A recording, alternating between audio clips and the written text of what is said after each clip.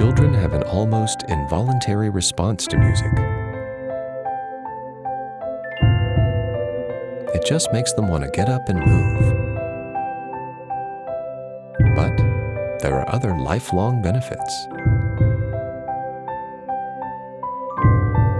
Welcome to Music Student 101. Here are your hosts, Jeremy Burns and Matthew Scott Phillips,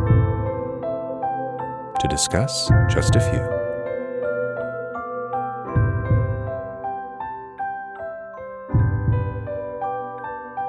Hey, Matt. Jeremy, how's it going? Going good. Ask me how old I am. How old are you, Jeremy? I'm 42 years old as of 3 or 4 days ago. Yay! Yay! Now ask me what my phone number was when I was 5 years old. Well, I'm betting it's the same thing, but... No. 2771498. So 277149. Oh, now you're doing That's pretty awesome right there. But and then one more question. Ask me what my street address was when I was 5 years old. What was your street address when you were 5 years old? 2129 Drive. That's even more fun. So 2129. Yeah. But with my mom's limited knowledge of theory and set theory, she didn't actually give me the numbers. She actually had me sing this little melody, this little kind of da da da da da da da da da. Yeah. And my point being, 37 years later, of all the Still remember bank account numbers and PIN numbers and everything that I don't remember, hear this same silly little same melody for both things. Yeah. Da da da da da da da da da. By the way, I'm gonna take the guitar and go back and censor my street address in case we get real famous. We don't need crazy people coming to the good people who live at 2129 Drive. Yeah. Right. But like 867-5309 or exactly. It kind of sticks with you, doesn't it? Oh yeah. But it wasn't a very complex melody. It was just a very simple rhythmic thing almost. Yeah. You know? Yeah. And my mom used music in that case to ensure that if her kids got lost and someone asked them what their phone number was or where they lived, assuming they weren't kidnapping us, we would be able to just bust it out. Yeah. See, now you just GPS track your kids all the time. Yeah, stick a chip in them. Yeah, back then, as a kid, you had to know these things in case it came up. Yeah. So I think that's just one example of what we're going to talk about today, children and music. Yeah, this is going to be fascinating. Well, when I was in college, my sister and I actually had the pleasure to take a class together because she was taking psychology as well. Yeah. Minoring in psychology. And we took a class called Early Childhood Development. Right. It was really cool. It was like a the professors, Sharon and Craig Ramey. Yeah. And they taught it together in tandem. They would both be up there teaching at the same time. That's fascinating. But part of that was my big paper at the end of the semester was children and music, and particularly the pentatonic scale and how it really kind of appeals to children. Yeah. And I was kind of going into reasons why, and I would play examples. And man, I tried to dig up that paper for this episode, and I found it in my old notes, but it's one of those things where it could not open, Microsoft couldn't open. Oh, man. And I tried all these different... Anyway, long story short, I couldn't get my hands on it, but I was able to find some good notes for today. Okay. Well, I want to read that paper now, but... Me too. But so many things have changed since then. There's been way more studies since then, and there's been new things, and we're going to talk about some of those today. Yeah, explorations into the neuroplasticity of the young mind, and and there's even more neuroplasticity than we previously thought in older minds as well.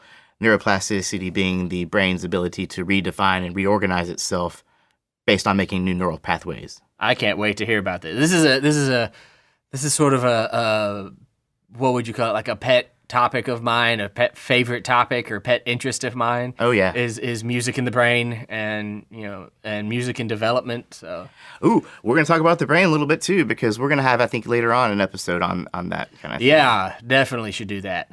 I've been reading the Oliver Sacks book that we were talking about, music. Musicophilia. Yeah. That's a big name in the literature of music and mental development. It's almost like the X-Files of music study. It kind of is, yeah. There's examples of people whose brains don't comprehend music at all, so it's just noise to them, no matter how much they listen. And Scary stuff. yeah, and that person like had a brother that was in an Irish band too. Oh, wow. Yeah, and there's the guy that got struck by lightning and could play piano. And, Yeah. What's going on there? Oh, I don't know. I don't know. We're not neuroscientists. We totally not. You got to think that it's in there somewhere. that level of musical ability is in your brain somewhere. If something like a bolt of lightning can just unlock it somehow, Yeah. then you got to think that those neurons, those neural pathways are there. And fortunately for us, we don't have to get struck by a bolt of lightning. We just have to practice and work. And If you have to choose between a bolt of lightning and practice, I practicing is safer. That's a no-brainer in my opinion. Yeah. Now, if you want to go stand out in a thunderstorm and hope for the best, more power to you. But it's probably safer to practice. We don't recommend you do that, but if you do, write us in and let us know. But we don't recommend that you do that. Yeah. Just to... I don't know how. I have a story. I don't know how appropriate it is, so we'll see. It'll probably come up later. I love it. I love it. Not about being struck by lightning, but... Back to kids, man. If you think about it, fortunately, we're kind of ingrained with music, yeah. Even before recent times where it was kind of the Mozart. We'll talk about the Mozart effect. You playing music for your kids in utero and all that stuff. Yeah. But I think that, let's see, if you think about it, from the very get-go, nursery rhymes, riddled with music. I tell people, and I teach a world music class, and a lot of the music we listen to in there is non-Western. The majority of it is non-Western. So we're not talking about major scales, and we're not talking about chord progressions. We're talking about African drumming techniques and Indian Hindu music and all sorts of stuff like that. And one of the things I tell them when they say, "Oh, this sounds so weird." Yeah. The reason this sounds weird and the music you listen to every day sounds normal is because the music you listen to is based off the major scale.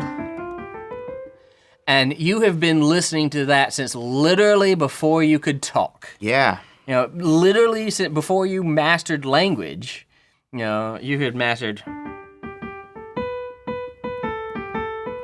Which is just a G major scale, right?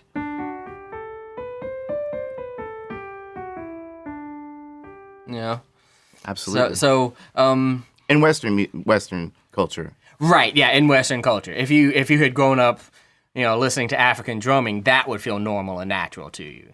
But because we grow up in a Western culture here in the United States, more or less, and in other places around the world, yeah, we develop this sense of the major scale. Even if you've never played an instrument in your life, even if you don't know to call it the major scale, you know what the major scale is. Yes. And it will sound comfortable to you. Yes, you can sense it. It makes sense. It makes sense. Yeah, it sounds like music. Now those are just nursery rhymes. We have cartoons riddled with music. Oh gosh, yeah. Good music too, man. Back in the day, Tom and Jerry, Looney Tunes, some really serious jazz in the Tom and Jerry. Many people's introduction to opera came from Bugs Bunny. Oh yeah, the Barber of Seville, Barber of Seville, something like that. The What's Opera Doc episode with the Flight of the Valkyries, the Kill the Wabbit. Yes, kill the wabbit, kill the wabbit. Yeah, which again, minor scale. Wagner using a minor scale, but right.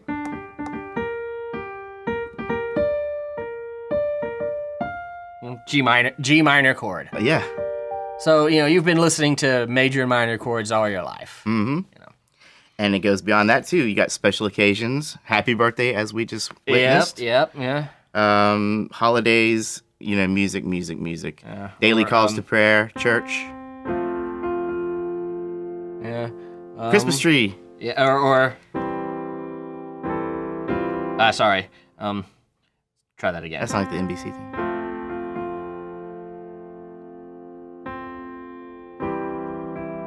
Oh, that's a special occasion. Yeah, I always kind of preferred the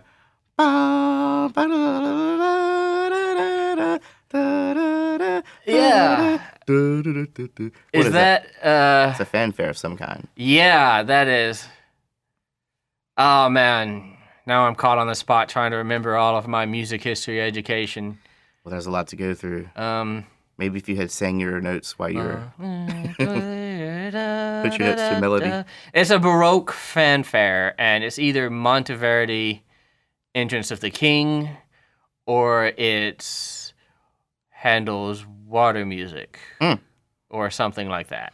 I know exactly what it... Yeah. Yeah. Yep. It's something Baroque. Yeah. But back to the children. But back to the children. Children. Children don't digress as much as we do. No. And supposedly they have less attention spans. Yeah. Well, we'll talk about that later on too. But yeah, it's just remarkable how much music is around us, and we're gonna learn more and more. I mean, no culture in the world is without it. It's true. And you know, kids, even when they're like busting each other's chops on the playground. Yeah. That's like a pentatonic. Yeah. Pentatonic scale. They I've heard studies professing that babies cry in tritones. Yeah, I remember you talking about that. Like that is supposed to be a disturbing sound to the mother that catches her attention, and so go take care of your baby. Yeah. I don't know. Make of that what you will. That's the last time I'll do a baby. Yeah, it's definitely European police sirens. Well, I should probably actually do a tritone. The sounds of alarm. And the baby crying.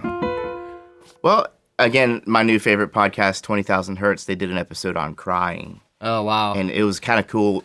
Another fine digression. But this is really cool. They did an episode on crying, and they were talking about how the frequencies and how there's always like a ooh, yeah, kind of sound. And they've actually gone on and played the tones out in the field. Yeah. And deer come running to check on the speaker that's playing the song. That's deer fascinating. That aren't even related to the speaker, right? You're they right, don't know yeah. the speaker or the tone that they generated. But anyway, it's just one of those things that I think is worth talking about, and today we're going to talk about it. Indeed.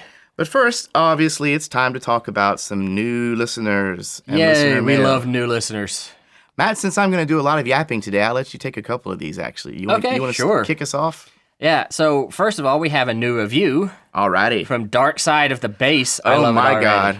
Oh, my God. Love it already. Yeah. Love it already. He says, he or she right. says, only if only this podcast was around when I took music theory in college. Me too, Dark Side. Me too. Yeah, so says I. Podcasts weren't around when I took music theory. No, we just got introduced to the iPod. Yeah, we're like, what's this crazy thing that, Magic box. Yeah. The information presented here makes music theory approachable and entertaining. My professor, as knowledgeable as he is, just could not get through to me on such dense topics.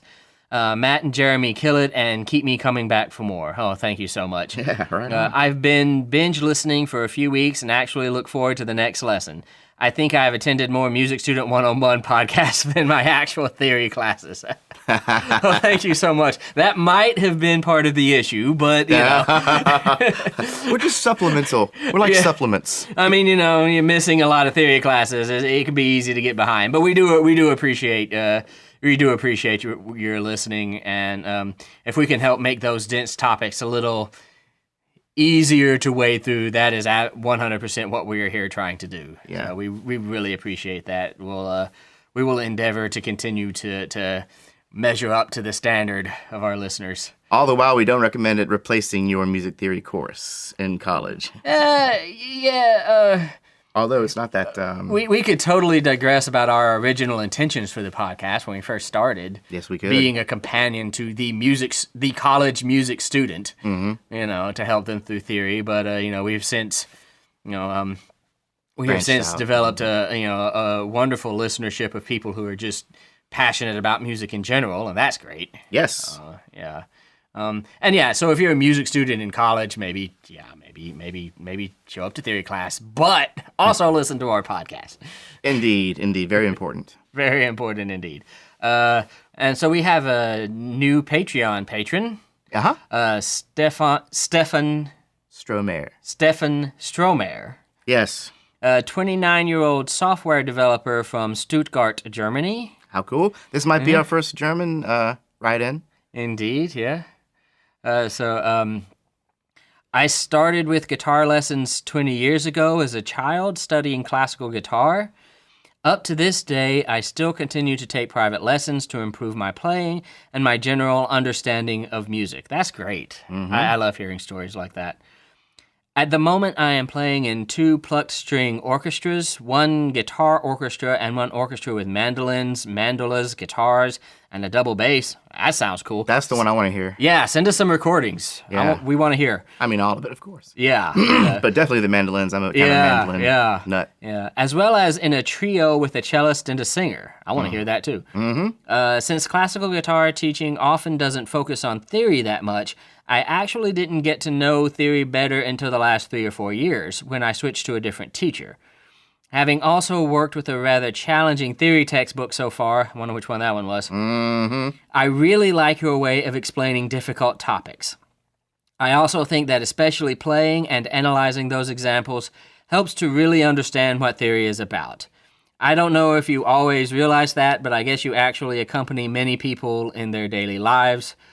For me, that means listening on the way to work, the way to rehearsals, and sometimes even the time before going to sleep. You know, I do that too. I listen to music before going to sleep, and I'll listen to music in the car or, just wherever I can get it. It's mainly in the car for me, honestly. Yeah. That's the time I can actually... And I hate to say it, but sometimes when I have someone in the car with me and I'm playing music, I kind of want them to shut up. So I can just enjoy the music. Oh, I definitely do. Do you? I definitely do that. Yeah, I definitely do that. And I will even, if there's nothing on TV or something, I will actually turn the TV off and just turn on music and just sit there and listen to music rather than watch a show I'm not that into, right? I'd rather listen to music that I am. It's good for cleaning the house, doing dishes. Yeah. So let's see. Where was I here? You are putting in so much work to create such an informative podcast, sharing a huge amount of interesting thoughts and knowledge.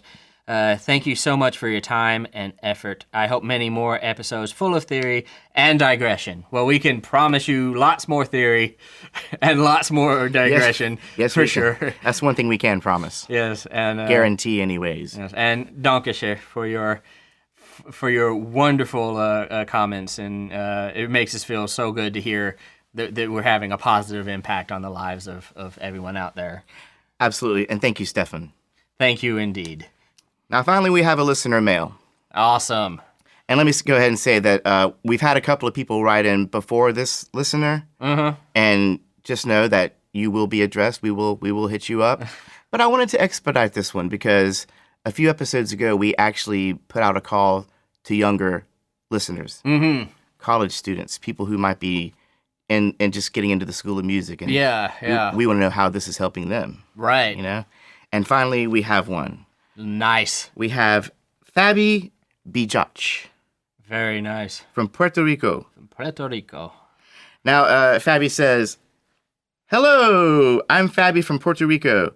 I'm a college student majoring in music performance, trumpet specifically." Congratulations. Yay. Yes, sir. I started on trumpet around 8 years old and formally studying at 17. I really like to play salsa, jazz, ballads, reggae, fusion. Nice. And fusion. Oh, man, I have a deep connection with reggae music, actually. I think that episode when we were talking about this is the More About Us episode. Yeah. I gave Jesus Christ some shout-outs. Yep. As one of my kind of main role models. But I got to give Bob Marley an equal shout-out because he teaches... kind of the same thing. Very similar message, peace and love. And not to mention, can sing and does some really great reggae music. I just big fan of Bob Marley. But anyways, that's very cool. Also, she says, our folkloric music is bamba and plena. I have actually heard of those. I have not. Yeah, I couldn't tell you what their characteristics specifically, but I have heard of bamba. I've definitely heard of that. Well, according to Fabi, they're traditionally brassless. They're no brass music. So. Okay. But she is playing the trumpet within this music, hence the fusion kind of sensibility. Right. And there's nothing wrong with that. I play bass in an Irish band. Bass is not traditionally an Irish instrument, right? Yeah. But it works, and it sounds cool. Well, bass goes in anything. Hey, I concur. I tend to concur. So moving on, Fabi says, however, lots of musicians here mix a bit of jazz with our roots. I'm about to do my graduation recital, trying for the third time. Yeah, well. And I hate improvising. Hate with many A's. Hate improvising. I'm not a big fan either. Well, I love hearing other people do it. Yes, let me clear that up. I mean, when the spotlight is on me and I got to do it, I don't like that. I freak out. Yeah. I freak out. I was trying to improvise some chords to an accompaniment just this morning, and it did not go well. And I feel your pain. Well, Fabi says, I feel like I have all the knowledge, but at the time to execute, I panic and screw it up. Mm-hmm. Just wanted to see if you guys can talk about performance anxiety and how to overcome it if it's happened to you. Love your show. Keep it going. Nice. Well, I did get back with Fabi and let her know about our episode 36, which deals with stage fright. Which we do. Yeah, I was thinking of that. And I guess it's kind of an unclear title. It's called The Jury. Or parentheses stage fright. Yeah, so because one of the things music students like Fabi also have to do is juries where they play in front of their professors and. You're in front of a panel of your professors. Yeah. And if you're ever going to freeze up, that's one place to do it. Yet another place would be the graduation recital, which is what I think Fabi's talking about. Just for comparison, graduate recitals are usually concerts. Mm. You know, they're open to the public, so your professors will also be there grading you. Mm. In addition, you also have everyone else there to sit there and judge you. And yeah, you should do a composition recital when it's just music you've composed. And you're sitting there with no control over what happens. Yeah. And your professors are grading you, and everyone is judged. But so Fabi has since followed up with me and said that she made another attempt and froze up again during the recital and got an incomplete. Well, that's progress. That's trying. Yeah. Mm-hmm. And she said that it put her in a bit of a funk, and she had a really hard time for a little bit. But she's going to pick it back up and go for it again. And that indomitable spirit is what you gotta have. That's just what you gotta do. Yeah, we all have failures. Mm-hmm. We all have failures. Listen up, dear listeners. Yes. I once failed a theory entrance exam. Really? I did. Did you? I did. Yes, I did. It was going into doctoral school. And I hadn't been in school for a while, and I was probably a little more confident than I should have been. Uh-huh. And it was a time thing. I didn't finish because I was trying to be very, very thorough and get every question right and be absolutely sure of every answer. So I ended up not finishing. And because I only had a certain amount of time, and I failed a theory test. Sounds like an incomplete. Yeah, which they graded as an F. They just called it an F, right? Doctoral school, there is no mercy. Yeah. So yeah, I failed a theory test, and it was not fun. I did not have a good day. Mm-hmm. I did not have a good week. This was as you can imagine, failing a theory test was not something I expected to happen. But I just took it again. You dust yourself off. Picked myself up, dusted it off, said, well, and next time I will opt for less confidence and more speed. Mm-hmm. And I took it again, and it was fine. And I passed perfectly well, went on and went on with my life and with my education. But people fail. Mm-hmm. You fail. It happens. It does. No need to beat yourself up. Just get up and get back to it if you really love what you're doing. Yeah. And Fabi's professor told her she needs to work on her technique. Now, we're going to put a call out to our trumpet players out there. Yes. Because myself and Matt are not trumpet players. Not our area exactly. You can compose for it all day, but you can't really comment on technique, can you? Yeah, I don't even know if I could compose for it all day. So, write in, help us help Fabi. Yeah, indeed. Yeah, help Fabi get past this stupid graduate recital. Yeah. It's a necessary evil, it seems.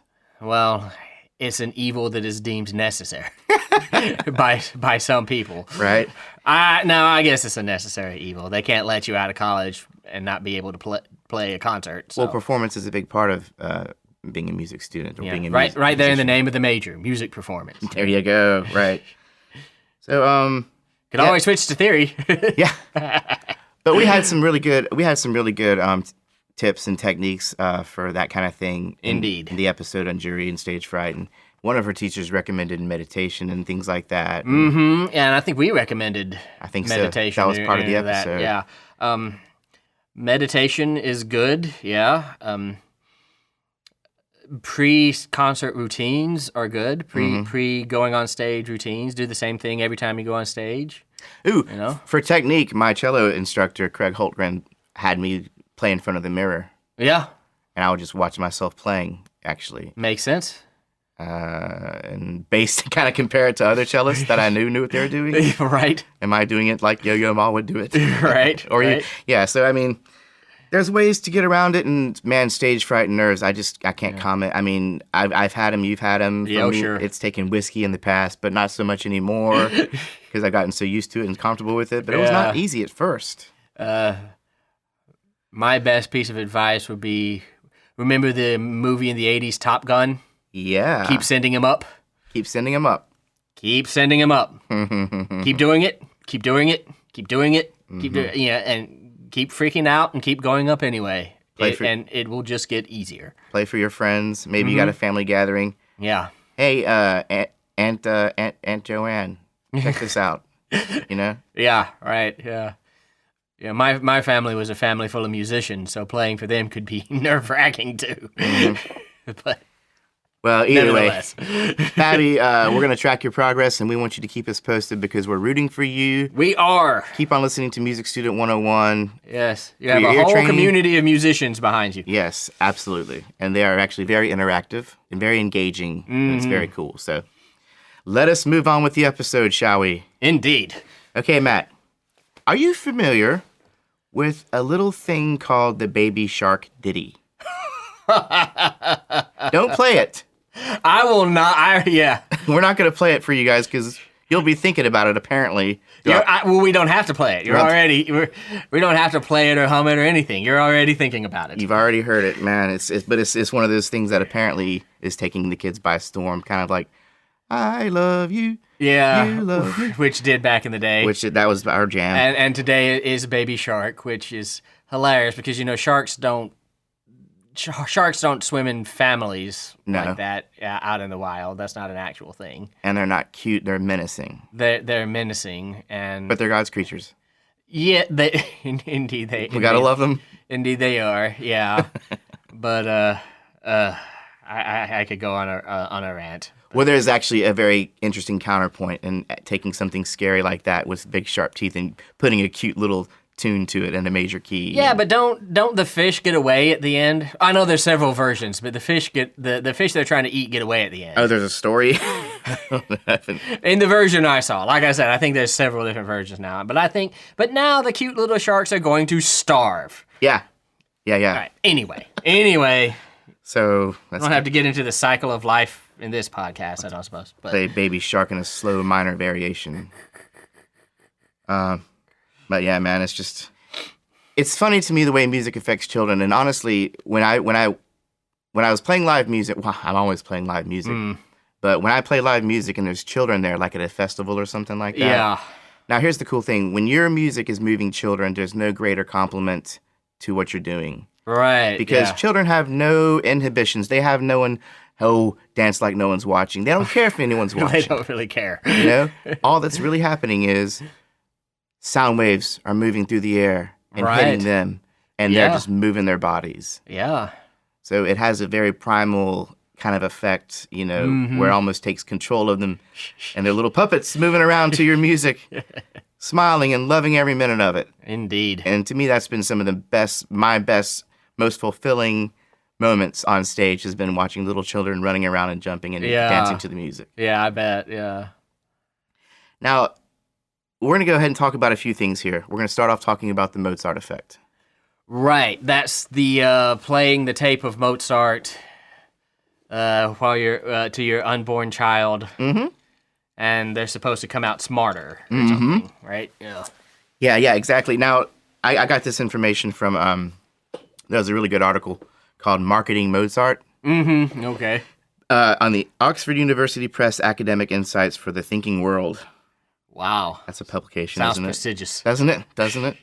Thinking World. Is no one else thinking except for the people that read this? I love how the longer the title is, probably the fewer people read it.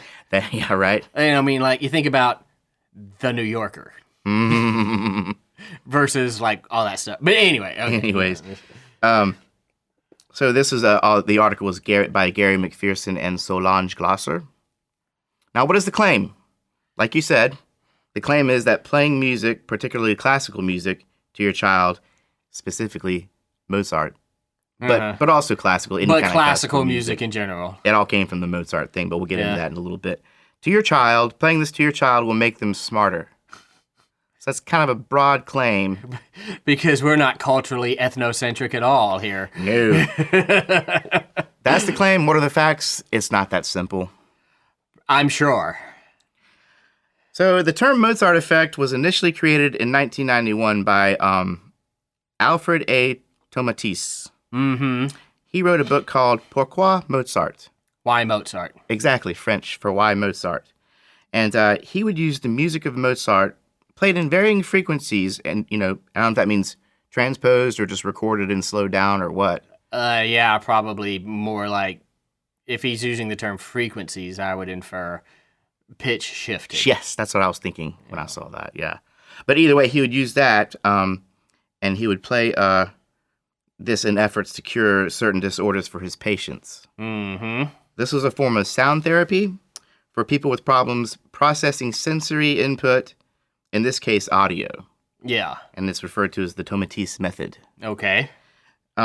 He would also implement Gregorian chant, other electronic music and sounds, and even including the sound of the patient's mother's voice.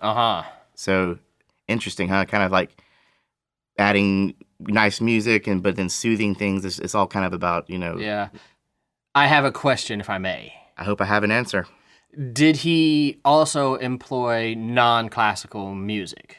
Yes, it's my understanding that there was, Gregorian chant, I guess, is earlier than classical, but... It is pre-class. It's the same. That's the same sort of milieu. It's still going to be using modes, which are scales, and so...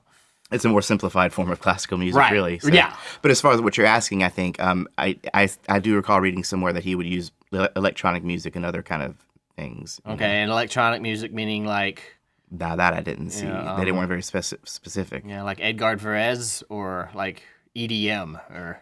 I don't know. This was before EDM or the concept of EDM. Club music, I guess, would have been the thing. And all these studies, they've tested many different kinds of music, and we'll get into the more successful ones in a bit. All right. But jumping the gun. Yeah, no worries. Because it's fascinating. It is. It's cool stuff. I got questions. You have questions. Our listeners probably have questions, and I'm sure I won't have the answers to all of them. But let's see here. Okay, so through all this, Tomatis, he never claimed that music would make you smarter. Okay. That was never his claim. That was 1991. Now, in 1993, a researcher named Francis Rauscher and his associates ran an experiment where they played 10 minutes of a Mozart sonata. And this is actually specifically K448. Okay. I'll take your word for it. Yeah. I listened to it. I'll tell There's you. There's at least 448 of those. At least. Actually, there's at least 512 because I know there's a K512. Right? Yeah. Talk about prolific. Now, how old was he when he died? 33. Yeah. I'll never accomplish what Mozart did then. Yeah, well, he'll also hopefully not ever be addicted to opiates or manic depressive or any of that either. Whores? Yeah, whores also, yeah. That too. I've got that going for me, so. Yeah. Okay, now these are adult subjects, though, mind you. Okay. Right. Okay. But what happened was they would play 10 minutes of Mozart, and then they would give him an IQ test that kind of revolved around spatial and temporal performance. Space and time, I guess. Right. Yeah. And they had a control group which would just sit there for 10 minutes and not listen to it. Would just sit there 10 minutes and not okay. Okay, so the people that listen to the Mozart music, they would show like an improvement compared to those that didn't, that lasted for about 15 minutes. Mm-hmm. So once the 15 minutes was over, these effects started to dwindle. Right. So it's not like you listen to Mozart for 15 minutes and all of a sudden you go up You're not leveling up. You're not leveling up, right. Now, this study never made the claim that music would make you smarter. I'm beginning to wonder who did make that claim, because it sounds like all of the researchers at the heart of this effort never said that. I think they know better. Well, they're scientists, so they're probably very reluctant to claim anything they can't conclusively prove, right? Exactly. However, Don Campbell is not a scientist. Okay, here we go. I'm glad you asked about this because I do know the answer to this question. In 1997, Don Campbell published the book, The Mozart Effect. Tapping the power of music to heal the body, strengthen the mind, and unlock the creative spirit. Yeah. I feel this is where we start to leave the realm of science. Well, it is. I mean, now not that that's a bad thing inherently. No. I shouldn't groan. Edit out my groan. No, I think it's a legit grumble. But I think that there is something to the whole listening to music and playing it for your children. Sure. You know, and again, the idea was for the Mozart Effect. They even had like CDs that they would start selling. This became kind of a big, marketing kind of thing. Hence the article I read. It sounds kind of like a self-help novel, the Don Campbell. It does. A self-help book. Like music's going to come in and kind of make your life better. Yeah, right. If you follow this kind of... Improve your general mental processes or something. Mm-hmm. Yeah. And that was kind of the claim at this point, that music would somehow make your kids smarter and get into Harvard and all that stuff. And he's basing this claim off the research of these other two previous people who actually never claimed that. Mm-hmm. Right. Okay. Exactly. So it was kind of sensationalized a little bit. Mm-hmm. Yeah. But everyone bought into it. You got back in the late '90s, you had everyone buying the CDs, the Mozart Effect. Oh yeah, pregnant women holding Walkman with Mozart up to their bellies, and hoping their kids will be smart. And I remember that. Exactly. But like you're saying, the reason that these findings were controversial was just a lack of more extensive study and definitive results. Right. So it's like it's there, but we're not going to go off and say it because it hasn't been. And not to mention, people are like snowflakes. Everyone is different. People have different perceptions. I can imagine, and let me preface this by yet again disclaiming that we are not neuroscientists. Nope. I am not a neuroscientist, so I don't really know what I'm talking about. So, this is just my stupid opinion. Opinion piece. Yeah, I'm not that kind of a doctor, so, take it with a grain of salt, please. But, I can definitely envision that if you listen to a Mozart sonata for 10 minutes. Yes. And you're concentrating on it. It's not just background noise and you're, sitting there staring at the lights. If you're listening to it, it can probably make that part of your brain active. Yes. That part of your brain that deals with temporal issues. Music is a temporal art, right? Yes. It's spatial issues, the sort of pitch distance between notes and things. The stereo field. Yeah, the stereo field. I can see where it can sort of fire up those neurons in particular, that section of the brain in particular. And so for about 15 minutes after that, you may be a little more up on your game if somebody is asking you spatial and temporal questions on an IQ test, because your brain has gotten going in that. And then after about 15 minutes or so, your brain kind of might go back to a sort of default mode, whatever that is. The buzz wears off. Yeah. Levels out. So I can definitely see that as being a thing. Okay, so I want to say that I actually went in, when I was doing my notes for this show, I decided to go ahead and listen to this K448 Mozart Sonata, the piano sonata. Uh-huh. Sonata for two pianos, I believe it is. Right. And yeah. It's like when you're watching that movie and the person's got to study for the big test, and maybe they fall asleep and the girlfriend wakes them up with a coffee mug and stuff. Good montage music. The montage, that is the ultimate studying montage in the library. And I want to say it helped me with my notes. Yeah. Well, when you... Let's talk about it. Yeah, so Mozart K448 Sonata in D major. Mm-hmm. This is a sonata, and like any sonata, it is structured around a very specific, and if you've learned how to listen for it, very hearable model, right? So there is balance, there is proportion. Phrases are 8 measures long, right? Symmetrical. Symmetrical, yeah, lots of symmetry. Even time signature. Yes. Well, yeah. Yeah. It repeats the first third of the piece in case you missed anything. And there's a lot of, what am I thinking of here? There's a lot of sort of graspability, right? There's a lot of narrative stuff to grab onto, And I would say it's in a major key, right? It's fast, it's energetic. Yes. There's a lot of intricate kind of note work happening where you got the whole drone. Yeah, and there's points where that melody is handed off between the soprano voice and the bass voice, yeah, the piano. You hear it in the left hand towards the end of the closing theme, and yeah. So there's a lot of stuff that's very Mozart. It's very balanced and symmetrical, and makes full use of the range of 2 pianos, and makes full use of the harmonic language he had at the time, and. Exactly, and it's just listening to it. Go listen to it, guys. You'll hear what we're talking about. Yeah, go listen to it. So this study this kind of inspired the governor of Georgia to give free Mozart CDs to new parents. So for a little while, anytime you had a kid in Georgia, which is actually pretty cool for a southern state. I mean, yeah. Honestly, and now it's about to get interesting, Matt. Okay. In 1998, a follow-up experiment was done on rats. A follow-up experiment was done on rats. Right? So Mozart, along with other sounds, would be played in utero and post-birth to rats.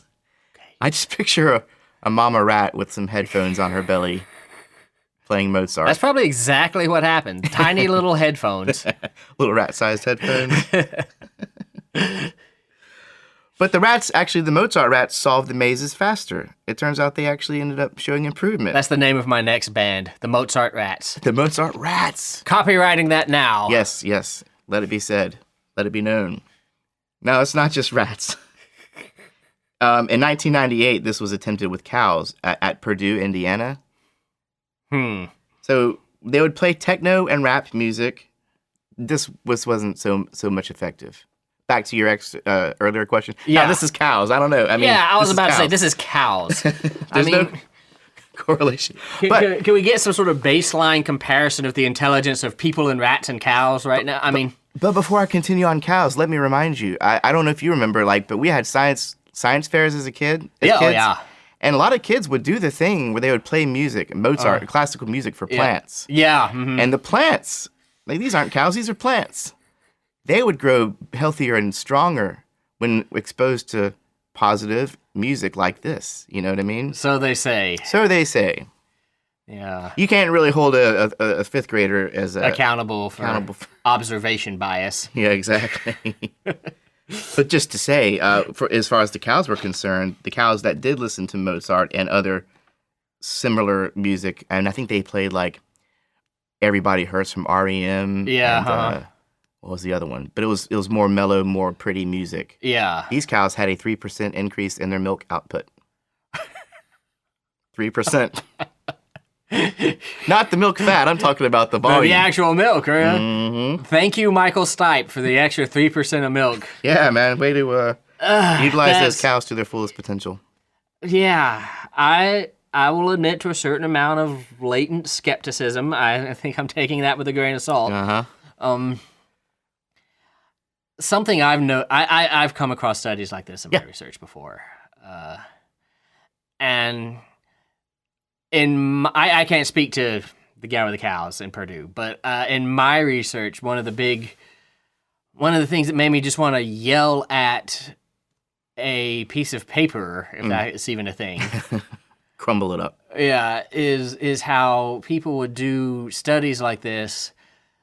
Behavioral scientists will do studies, neuroscientists will do studies, and these people are very, very smart, extraordinarily intelligent and well-educated people who are not musicians. Mm-hmm. So they for all their careful planning to control for outside factors, they would never take into account things like rhythm. Is it the culturally specific classical music that we think of as more intelligent that's benefiting the cows emotionally? Or is it the fact that the rhythms agitate cows and things with less rhythm, like Everybody Hurts? Yeah. By rhythm I mean less, very overt drum kit based rhythm. Is that what it is? Because cows are kind of chill. Cows are kind of chill and are easily startled. Yes. Just as an example, sometimes these people who are very, very intelligent are not musicians and don't take. I did. There's a missing link in their mind.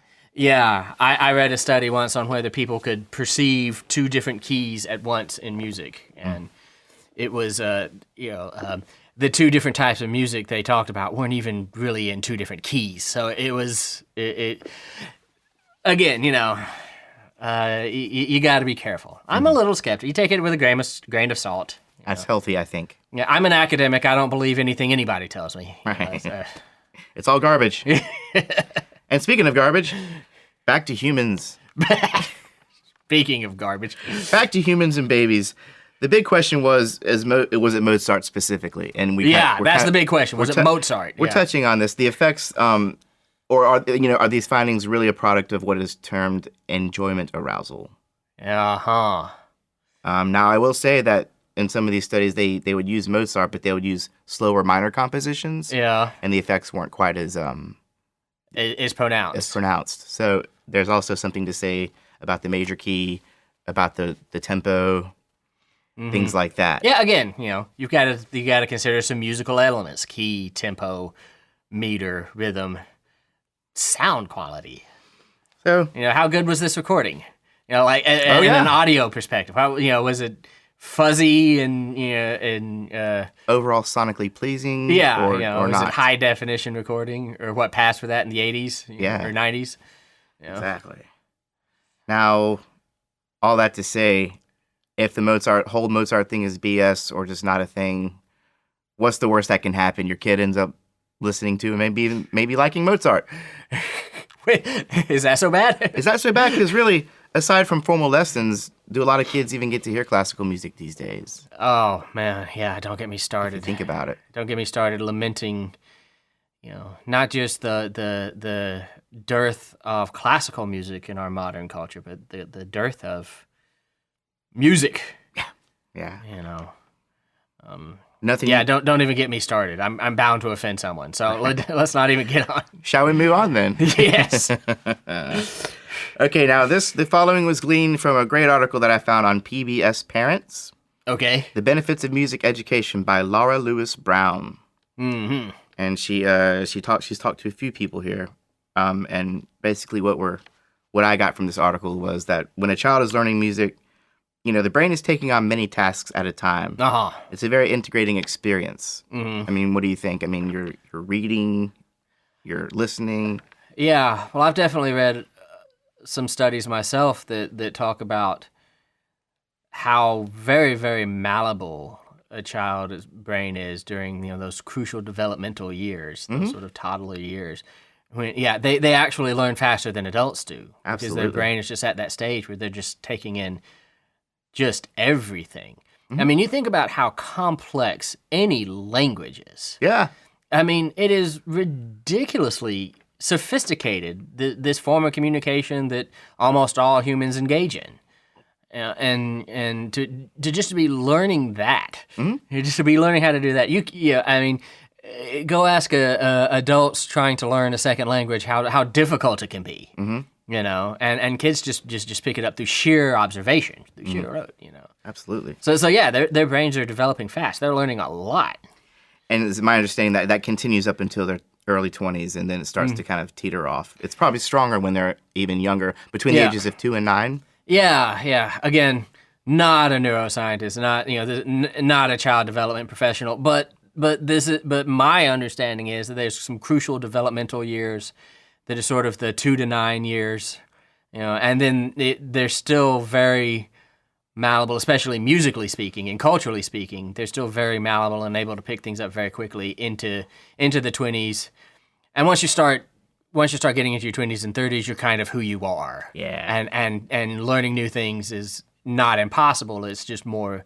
It takes more dedication and more You get mental energy. Set in your ways and less open to new stuff, I guess. Right.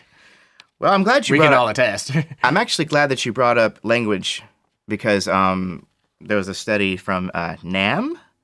Now, this is The interesting. North American Music National Association of Music and Musicians and something. Music Merchants. Up. Yeah. I'll okay. look it up to make National Association of Music Merchants. I think you're right. sure. Exactly, yeah. So, and this is kind of interesting because I didn't realize that they got into these studies. But if you think about it, anything that's going to sell more instruments. Yeah, they want to know. Oh, they yeah. wanna know about it. Yeah. I should tell you about Bell Labs one day. Mary Lou Risen is the executive director of NAM. Mm-hmm. According to her, when you look at children's ages 2 to 9, one of the breakthroughs in that area is music's benefit for language development, which is very important at that stage. Mm-hmm. Music is a language. And they also suggest, according to a study that NAM did, or according to a study at the University of Southern California's Brain and Creativity Institute, that learning to play an instrument can improve mathematical learning and possibly increase SAT scores. Oh, yeah. Now, there's much less grain of salt skepticism with me on that, just because I've seen the anecdotal evidence and firsthand experienced. Well, and again, no one's saying that it's going to make you smarter. This is just different little things that no one's really making this claim at this point. You know what I mean? These are different areas that it can enhance. Yeah, when you to me, what is smarter?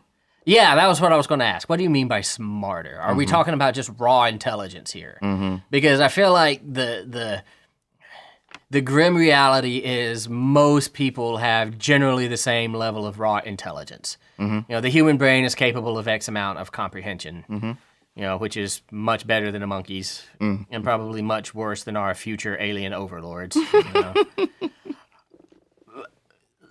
But is that what you're talking about when you mean smarter? Or are you talking about all those other things, communication ability, speed at which you can internalize new concepts? Well, that will contribute to more knowledge, having more knowledge. Right. And I can definitely tell you that being involved in music, you don't have to be a professional musician, I tell people all the time, the point of music class in public education and in elementary education is not to turn out a whole bunch of professional musicians. It's to create people capable of absorbing knowledge. Yeah. It's to create well-rounded and knowledgeable people.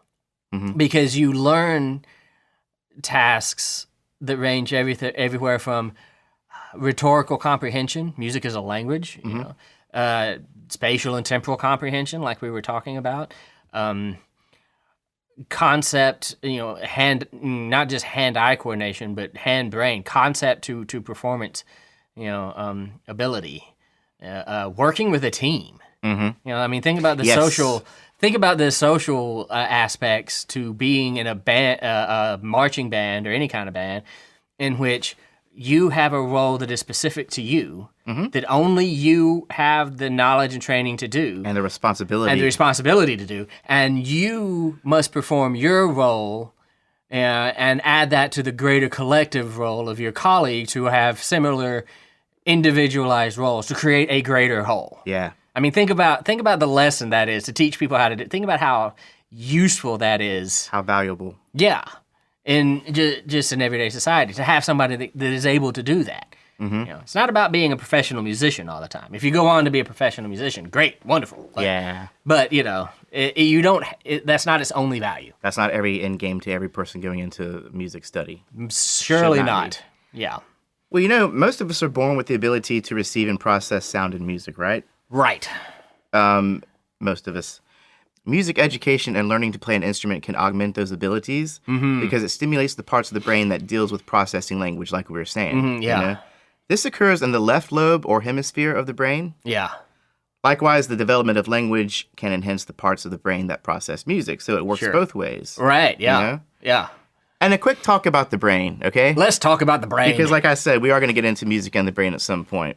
We're trying to grab out for all these different extra topics, special topics, as we get so advanced in theory that we might run out of podcasts before we get to, by the time you guys are all theory geniuses, we'll have nothing else to talk about. There's plenty of theory out there. How much of it you guys want to hear is the big question. Yeah, well, more than I ever thought. So anyways, back to the brain. What we're really mainly talking about at this point is the cerebrum. Mm-hmm. And no problem. Hey, the brain's got like 100 little squishy, tiny little bits and parts and different weird names. But the cerebrum, when you think about a brain, that big squishy pink thing that looks like bubblegum and cauliflower. Yeah, that image of the brain. The thing that the frontal lobes and what have you. That zombies crave. Yeah. That's what we're talking about. That's the cerebrum, okay? Each hemisphere. From which we get the word cerebral. Yes. Now, each hemisphere of the cerebrum manages the motion sensations of the opposite side of the body. Mm-hmm. So if you have, for example, a stroke on the left side of your brain, the right side of your body is going to... Yeah, what's that big fancy word for that? Because it's crossed. Yeah, the left brain controls the right side of the body. I'm not sure. There's a big fancy word for that. Somebody write in and tell us the big fancy word. People who know big fancy words, call in, let us know what that is, and neuroscientists. So anyways... These two hemispheres are joined by the corpus callosum, which kind of acts as it kind of allows for the transmission of messages from one side to the other. Yeah, I think I know where you're going with this, which is cool. Yeah. The left side of the brain controls language, logic, science, and math, puzzle solving, and comprehension. Mm-hmm.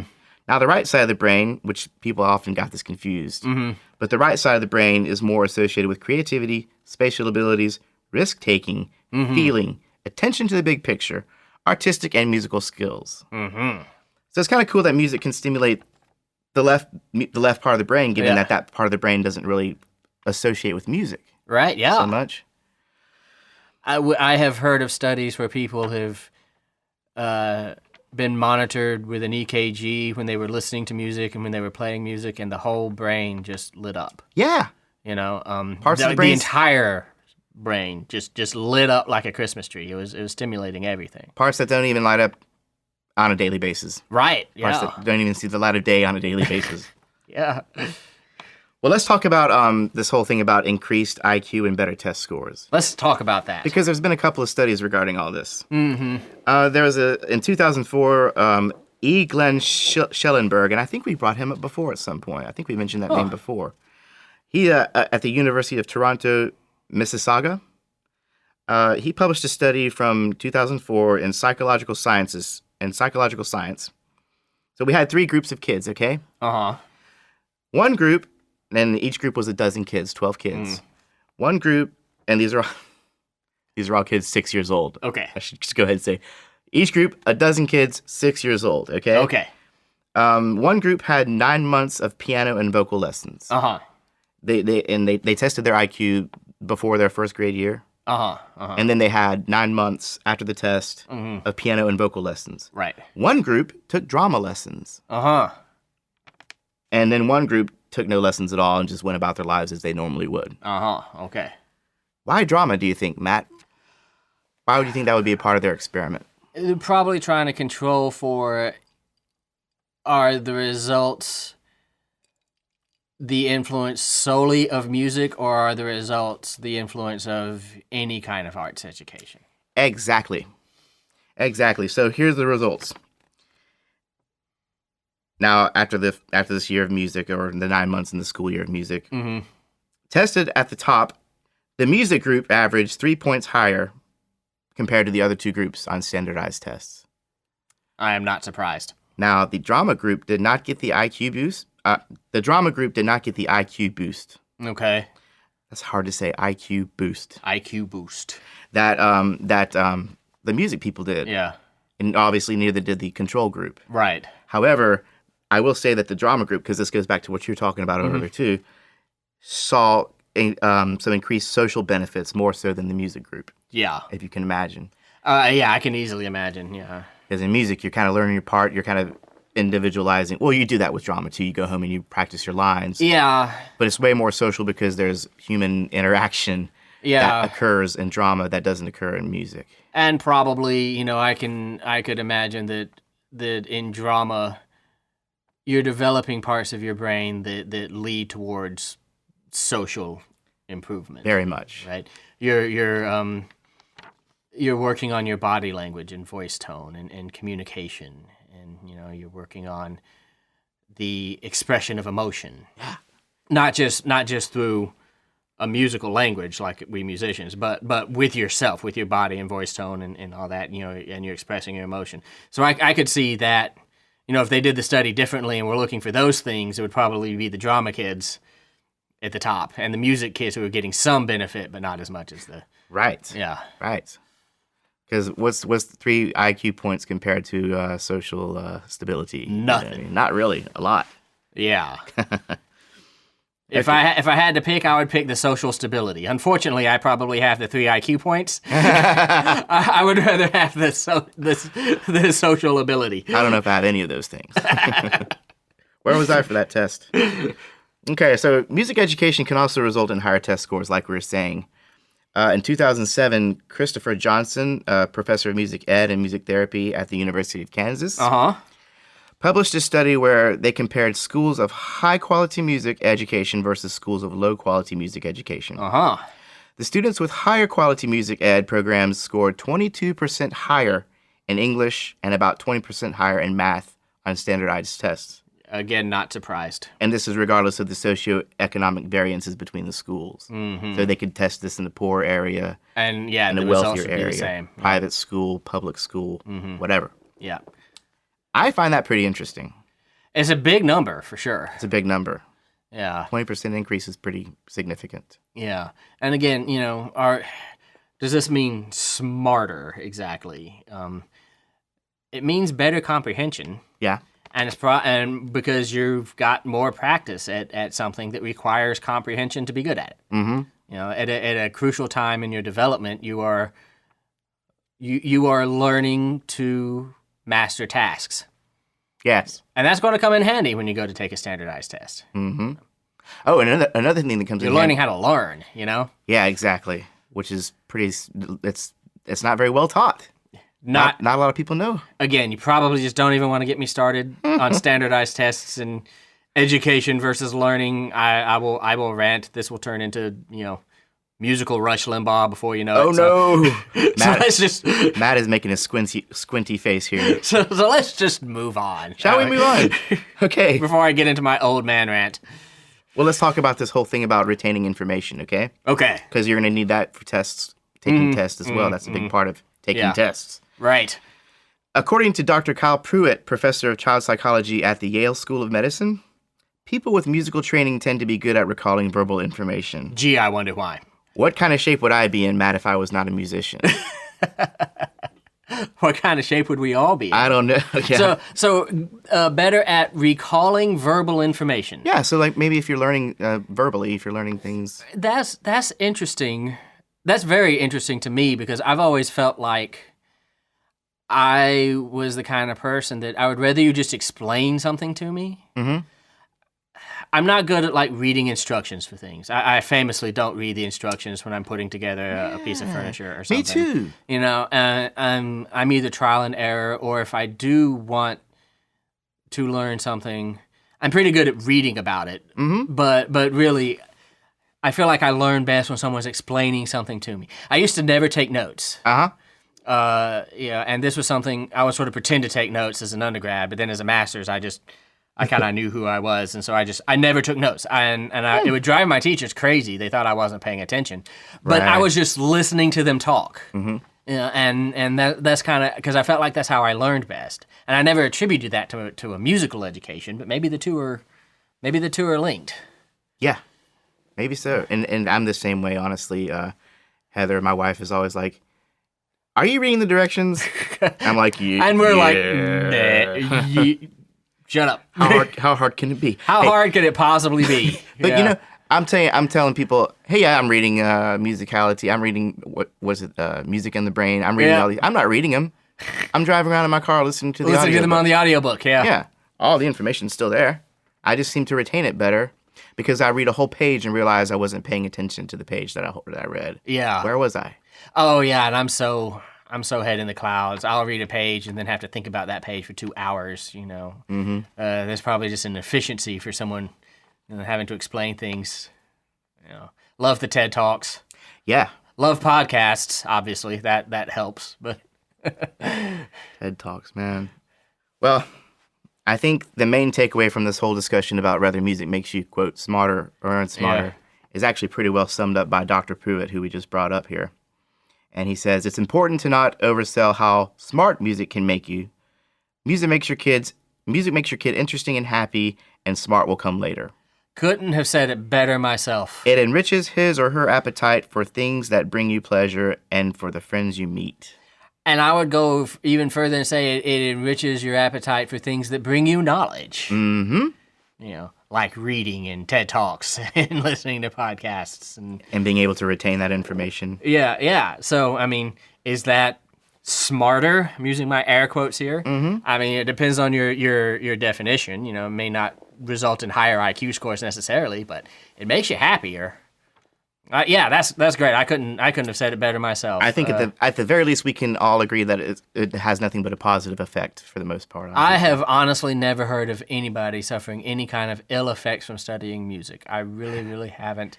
I mean, I guess I'm just begging for someone to show me that, But I have honestly never heard of any kind of negative effect from music study. You could either get this pharmaceuticals that make you bleed out of your eyes and every orifice of your body. There's a chance it will kill you. There's a chance it will kill you. There's always a chance it will kill you. Listen to those commercials. There's always the chance it's not zero that you'll die. However, listening to music, chances of dying almost nil. Almost nil, to my knowledge. Yeah.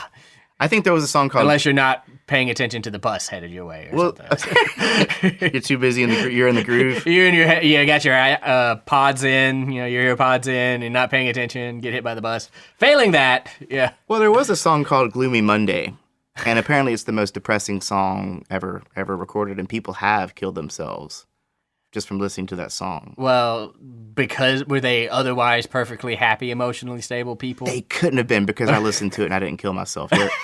Here I am. So I'm not that bad off. The world's most depressing song. So what comes That's first? Almost like the world's funniest joke, I mean, what does that even sound like? I don't know. I haven't heard it. Otherwise, I'd tell it. And everyone else would probably know it by now, right? Yeah, those... I heard a story somewhere, and I don't even remember where, so I probably shouldn't even get into it. But there was some story about there was a joke so funny that people would laugh until they asphyxiated because they couldn't breathe. Okay. And it was supposed to be like the world's funniest joke, and through the whole story, it's just written on a piece of paper, so you people look at it and laugh so hard they pass over. And so they're trying to destroy this piece of paper so nobody ever... That's funny. Yeah. Die laughing. Yeah, well, I don't even know if that's true or possible. I wish I remembered where I heard that story now. Wasn't that in, Roger Rabbit, the weasels. Yeah, the weasels died laughing. One of these days you're gonna die laughing. One thing music does not help you with is staying on topic in a podcast. Oh, what were we talking about? Let's move on. That's one thing our music education does not seem to help us with. No. This is a good digression episode. Oh, yeah.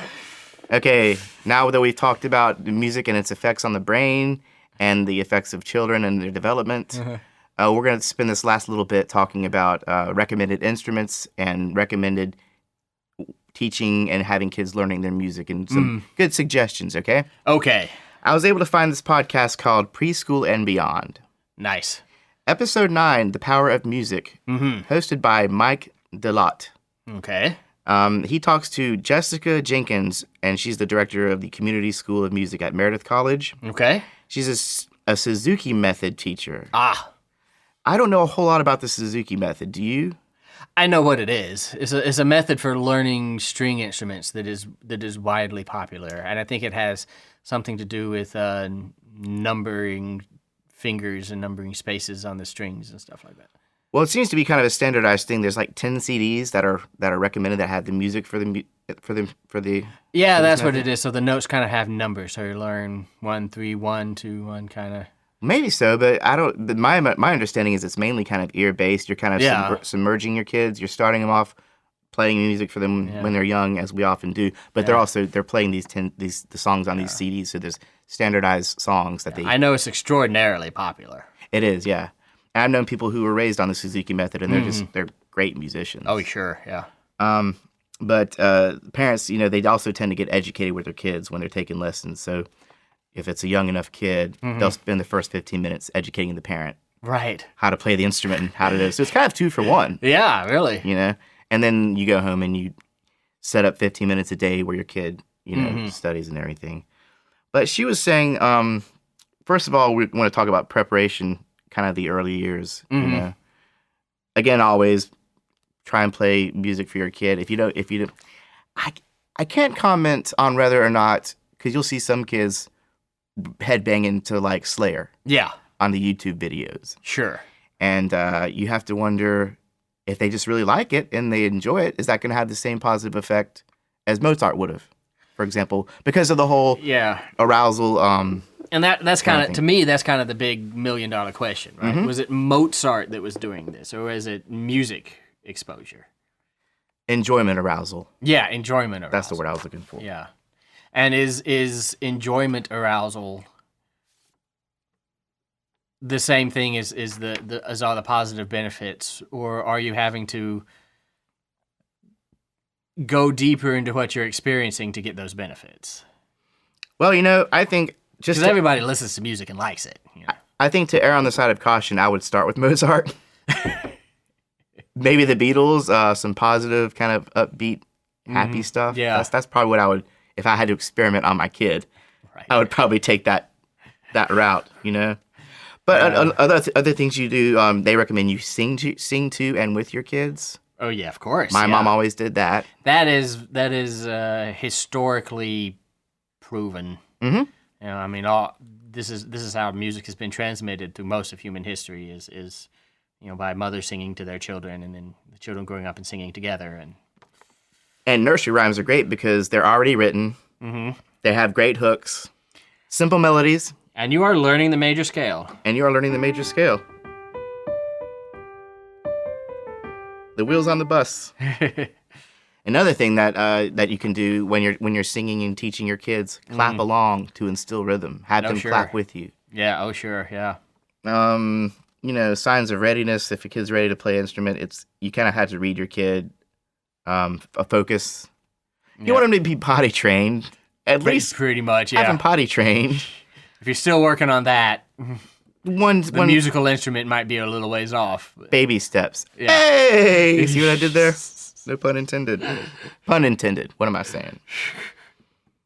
But and it goes back to the amount of time you want your kid to be exposed to music where you don't frustrate them. 15 minutes a day for ages 3 to 5 is probably recommended. Now, as far as instruments, you might want to consider if you want to get your kid into music. It seems like the go-to traditionally is piano or violin. A lot of kids seem to kind of start off doing that. Yeah. But let's talk about how expensive those things can be. Crazy expensive. And you don't want sticky little candy fingers all over your... mucking up your violins. Hey, I recommend a toy piano. Yeah? Pianos are great because all you got to do is push the thing. Yeah. And it makes a sound. Violin, you got to really get past the screeching phase and worry about a lot of technique. So I might even start my kid off on something like that. Or a ukulele. Or I guess pronounced ukulele really is whatever you're from. But that seems to be a good one for kids because it's so small. Yep. They're inexpensive. Don't forget the good old guitar. You can buy child guitars. They do have 3/4 scales and I think even half-scale guitars.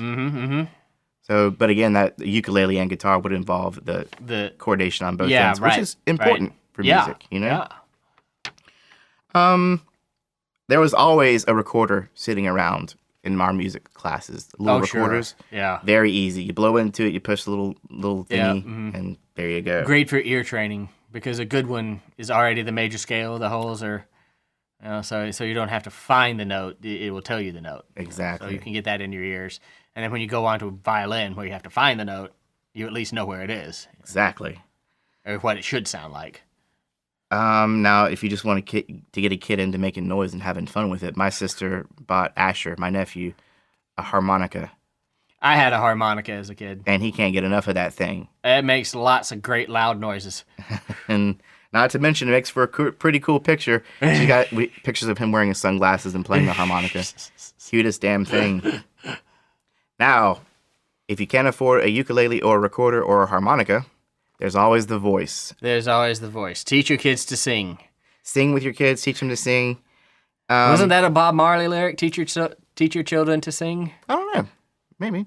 Maybe so. Okay. Well, anyway. Teach your children well. Maybe that's what I was thinking. Crosby, Stills, and Nash. Maybe that's what I was thinking of. Which is a great idea, too. It's a great concept. But, another thing I kind of thought of, which might be a cool thing to do with your kids, clapping and stomping. Mm-hmm. Because there's a hand and foot coordination thing going on there. Yeah. Stomp the kick, clap the snare. Yeah, we should bring in like a child development expert. Well, actually, that's not a bad idea. Because I think I may could get a hold of some. Yeah, my stepdaughter Chloe was 5 years old when I met her, and she was already learning plenty of music, and I wasn't involved in that so much. I just kind of stood back and watched, and it was a really cool thing. But I wasn't a part of the early stages of development, so I don't have a lot of experience. Yeah, you know what I mean with that.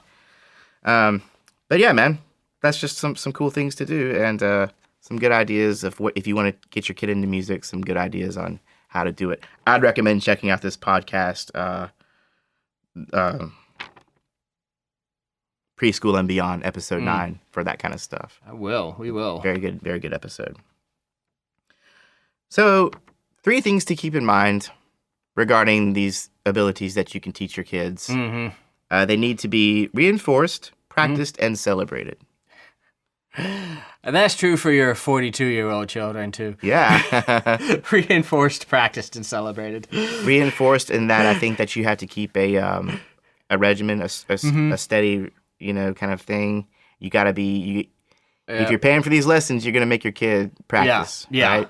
And then they got to practice. And then they have to practice. And then celebrate them for their progress and achievement. Some things they recommend, you can just give, little happies to your kid. Hey, if you get this, you get a Hershey's Kiss, if you get this right. Or we'll put a nickel in the jar every time you spend 15 minutes on your piano. Yeah. At the end of the year, you can buy a toy car. Or whatever, if you can afford anything with change these days. But it all adds up. Yeah. Yes, it adds up. Yes, it does indeed. Expect hang-ups and frustration. Make it a long-term goal. Mm-hmm. Don't just be like, hey, this summer you're going to take piano lessons, and then we'll move on to gymnastics next year. Yeah. You can't really get what you need from a small amount of time like that. Not usually, no. Not usually. It could only help. Yeah. But you don't want to do it just for the summer break. Not every musician is a performer.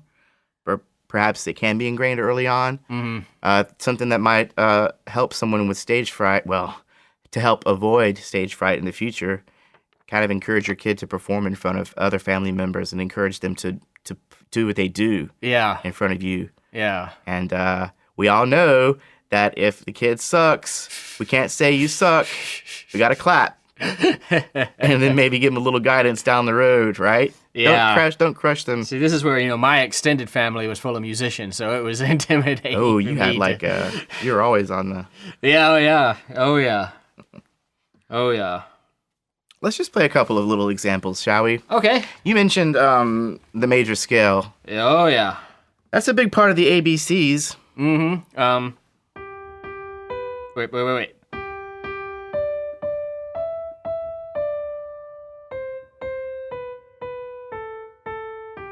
Was that an arpeggio at the top of that? Yeah, so that was, 1, 5, 6, 5. Just scale degree 1, 5, 6, 5. So. And then just down the scale. Fa, fa, mi, mi, re, re, do. Major scale. Mm-hmm. And also basically the same thing as Ba Ba Black Sheep, isn't it? Same melody, isn't it? Yeah, I think it may be. I don't remember. Uh, I think it's yeah, it's the same thing. yeah. A, B, C, D, E, F, G. Yeah. There you go. 6 bags full. Yeah. It's also Twinkle Twinkle Little Star. Twinkle, twinkle, little star. Okay. Same melody. Same melody, and a lot of, like you're saying, these melodies are 1, 5, major 6. Yeah. They all sort of do or they're all sort of major scale based. And even pentatonic more so, I think. Well, So in some instances, sure. in some instances, yeah. Twinkle, twinkle, little star. Let's have a little fun here. Let's play Twinkle, Twinkle.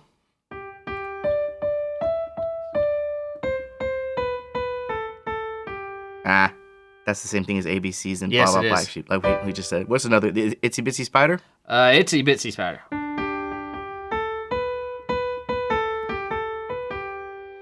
Yeah. Oh, now, let's hear what that sounds like in minor. Calling on Max piano chops. You know me too well, don't you? Uh-huh.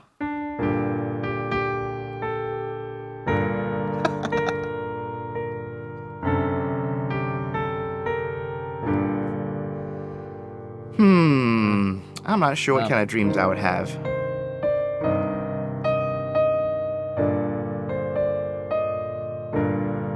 Oh.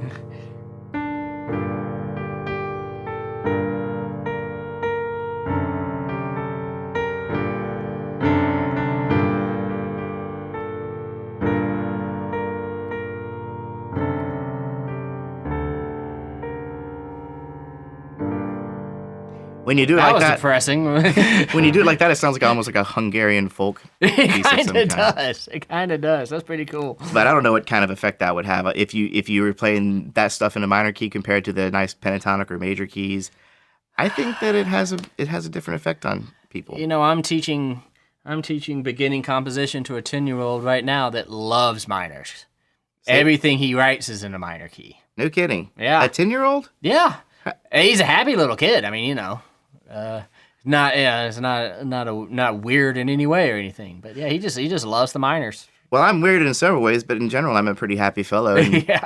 and I think you agree, don't you? Don't you kind of, based on what I I've would heard of say your so. music, you dig the minor a little bit.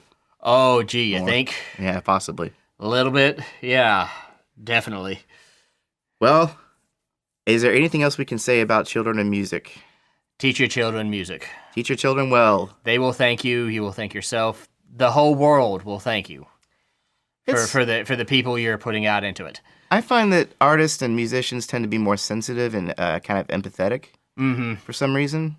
Yeah. That's another episode, actually. That's another episode, and that's another one where you may not even want to get me started, but look at the lack of empathy in our society today. Mm-hmm. You know, without going into specifics for fear of offending, but you know, look at how impossible it seems for us to even, you know, be civil to each other sometimes, or you know, even entertain any viewpoint different from our own. Yes. You know, look at the lack of empathy for you know, for all kinds of people in all kinds of situations. Mm-hmm.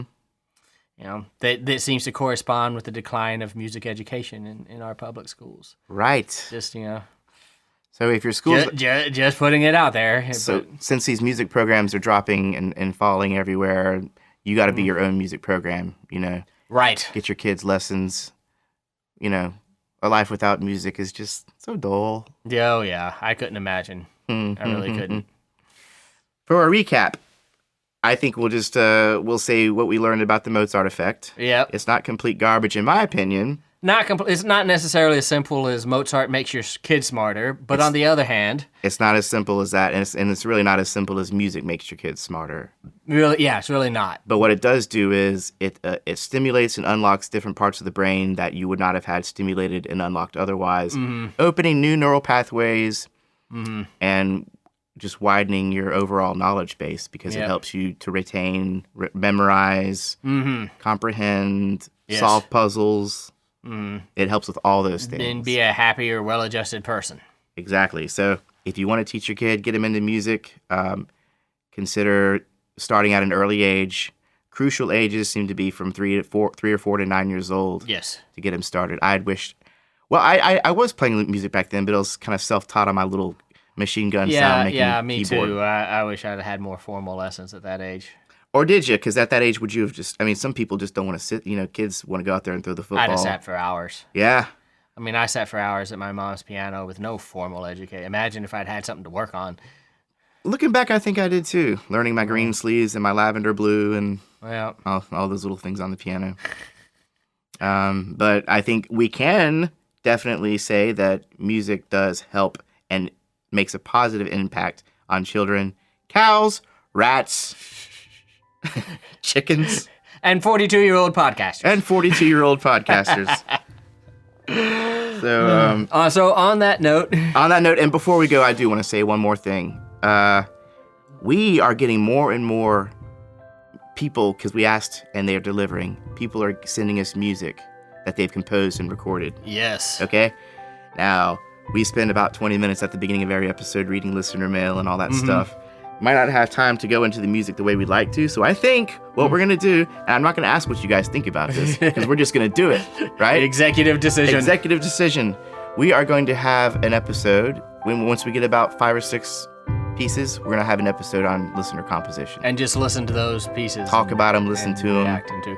That's a great idea. I'm Don't you looking think? forward to it. Won't that be cool? Yes. So again, send us your stuff. Send us your stuff. because we're going to make a thing of it. Yes, we are. As we Free publicity. Free publicity. So thanks again, guys. We hope you enjoyed this, and And we will see you next time.